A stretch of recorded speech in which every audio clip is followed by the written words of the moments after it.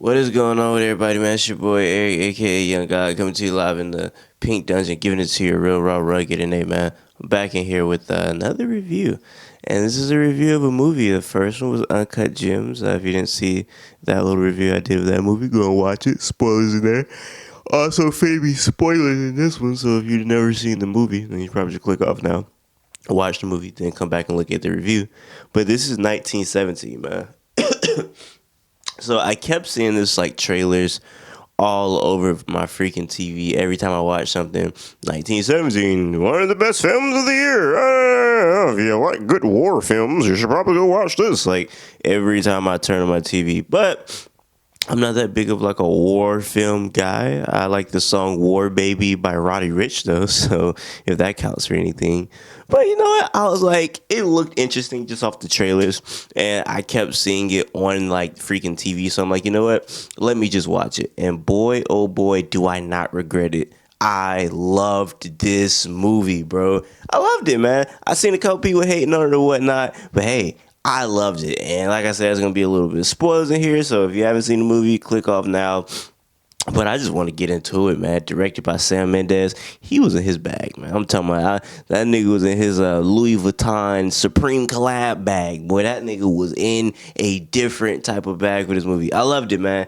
Throughout this movie, you're going to notice like a one-shot type of technique that he did. I love that. I love the one-shot technique that he did. Throughout the movie, there's basically going to be just these shots where there's no cutting to a different camera. There's like this one camera and is following him almost throughout the whole movie. There are certain points where it breaks and then it goes like black or whatever. Then they'll go to like another scene. But after that is going to be like this one crane, just this one shot throughout the whole entire thing. And it's beautiful, bro. It's beautiful. It's kind of refreshing not to see a cut.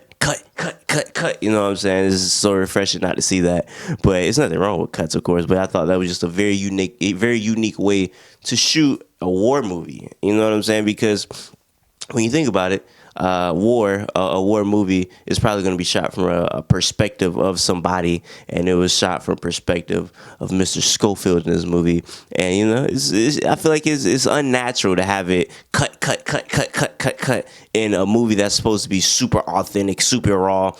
You know what I'm saying? Super gritty because it's war or whatnot. So I felt that was just a very natural way for the movie to be shot, and it was beautiful, man. It was very beautifully shot optically. It looked great. Everything, bro. From the trenches, from the underground bunkers he was going inside of, everything looked so authentic and real. Felt like I was in 1917, bro. You know what I'm saying, bro? It felt like Babe Ruth was the best baseball player in the country, bro. You know what I'm saying, bro? I could smell Jim Crow across the sea. You feel me?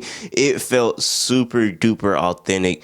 That was another thing I liked about it. So yes, the optics of it is just beautiful. From the camera work, from the way everything looked, from everything looking old. It felt old. Like just looking at it, they made a good job of having the visuals and the scenery just looking old, bro. It didn't feel like 2020. It felt like it was 1917. I feel like when I think about anything pre like 1970, 60, really, everything is kind of just more gloomy. And I feel like 1917 was a gloomy gloomy era, excuse me. And I just felt really gloomy watching this movie. I thought that was great. So yes, man, the optics get a plus for me. I loved it. But then let's get a little bit into the story. So it starts off with Mr. Schofield and Blake.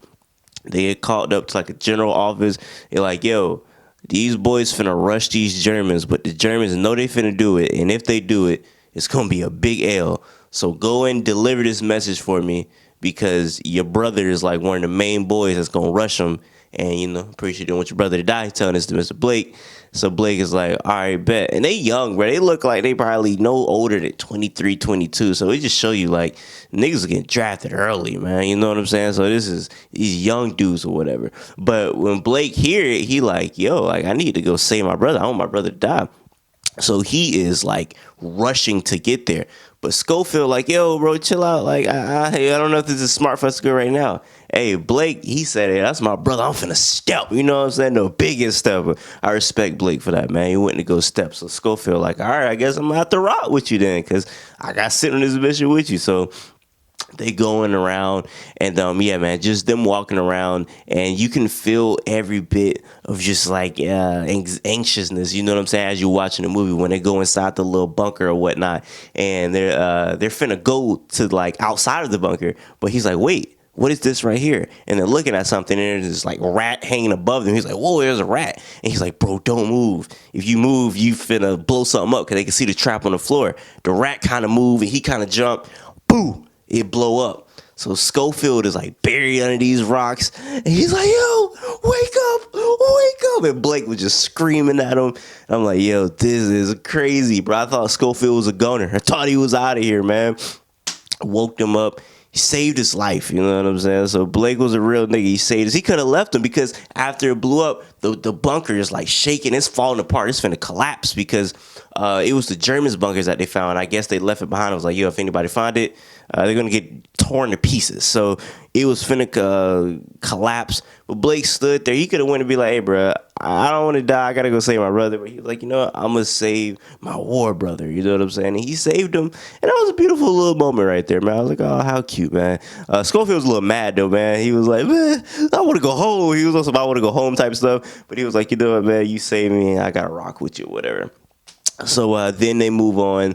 Some stuff happened, but the next really big scene is where they go to like this big land. They see like this cow, and Schofield's getting some milk. They're like scoping out this house. Nut really is inside the house. Schofield said, I don't like this house at all. So I'm thinking something happened in the house. Nothing happened in the house. They walk out the house, and like I said, Schofield's getting some milk, and they see these planes or whatever. And I guess 2 planes are the Americans, and they assume the other one is a German. They're like, oh, are those us? So yeah, I think 2 of them us, and one of them the Germans. He's like, all right, bet. So they're looking at it, and they get the plane. They're like, we won. So the plane is coming, but now it's like crashed down. It's finna hit them. So they bucking like, oh, we finna get hit. Boom, it blow up or whatnot. So it's catching on fire, excuse me. So they're like, oh man, let's save bro. So they trying to save bro out the plane. I guess they think he American. They get him out the plane, and he's dude finna die. He like, hey, get him some water. So Schofield get him some water. He turn around, nigga. I guess it was a German. He stabbed He stabbed Blake. So Blake like, I'm stabbed. Bow, Schofield off, bruh. So now he trying to save Blake. Blake ended up dying, bro. That caught me off guard. I did not think that was gonna happen. If anything, I thought Schofield was gonna be the one that was gonna die first. Boy, was I wrong. And that was a sad scene, bro. He's like, bro, right my mama, tell her I ain't die scared. You know what I'm saying? That was kind of a real nigga thing to say, I'm not gonna lie. Tell her I ain't die scared. I was like, that's fire. He was like, go tell my brother I love him, and write my mama, and make sure you deliver the message to save my brother. And it was pretty sad, man. It just made me look at it like, yo, first of all, the fact that the German dude killed him, he was finna die. They was finna help him. And it was just like, bro, it's crazy how war is, bro. It's like some niggas really go in like, bro, I'm just finna kill anybody and everybody that's not on my team. Some people are a little bit more like, I'm going to spare you. Like, if I don't got to kill you, I don't got to kill you. You ain't have to kill him, man. War is such a sad thing, bro. And like I said, they was like young kids, bro. Like, they super young, got drafted. Like, they fresh out of high school, maybe in the middle of college or something, bro. And it's just crazy to see how, like, certain people react to stuff, because they were very opposite of that guy. Because if they were him, because they wouldn't have stabbed the Germans if the Germans were trying to help them, because stuff happened throughout the movie with Schofield spare some Germans. So it was just sad to see, man. It was like, dang, bro. They tried to help him, and he killed them, or he killed Blake or whatnot. So I don't know, man. War is not a pleasant thing, man, because they're not pleasant people. It's very angry people that's going to be inside a war. So Blake dies or whatnot, and Schofield missions just to get to that thing or whatnot. And it's just little cool stuff happening between, like where he meet the lady, the German lady or whatever, and he, like I said, he spared her. Could have killed her, didn't kill her. And that just really makes me put in perspective how old this is, because he couldn't talk to her, and like, bro, he's never going to see her ever again. Like, ever in life, he's never going to see her. He can't randomly run into her on Facebook. This is 1917, it's not 2018, so it was really crazy, bro. Just thinking about that, like, that he really is never going to see this woman again. And he left, and she's like, please stay. He's like, I can't even stay, I gotta go. And yeah, it's just wild just saying that, like, damn, bro. Like, this is back then when you see somebody, if you don't get their number, their name or nothing, you're never going to find them. And he got none of that. So I thought that was just a little cool little interaction just to show how, war works or whatnot. What else happened out there? Then he runs out of the little bunker because that's where he met her at, and he's like running. He run into this German dude, and he's like, cover his mouth like, bro, do not say anything. And dude's like, oh, I'm not gonna say anything.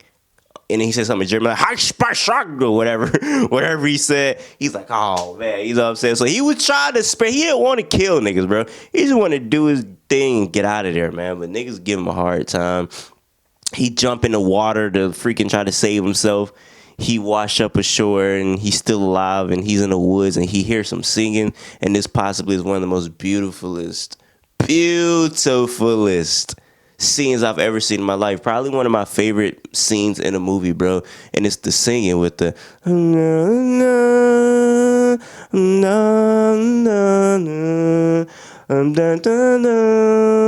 my father.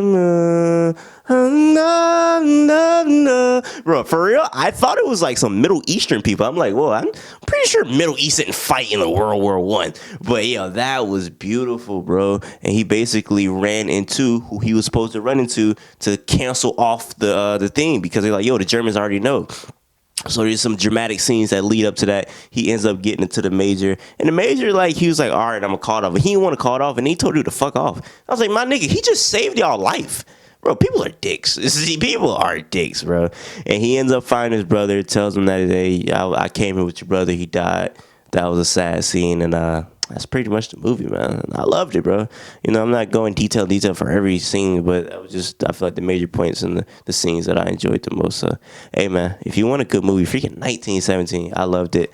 And I'm going to head out of here, man. And that scene with the singing, bro, man, they need to put that on Apple Music, bro. That's honestly probably one of my favorite movies, favorite scenes inside of a movie. So it's 3 o'clock in the morning.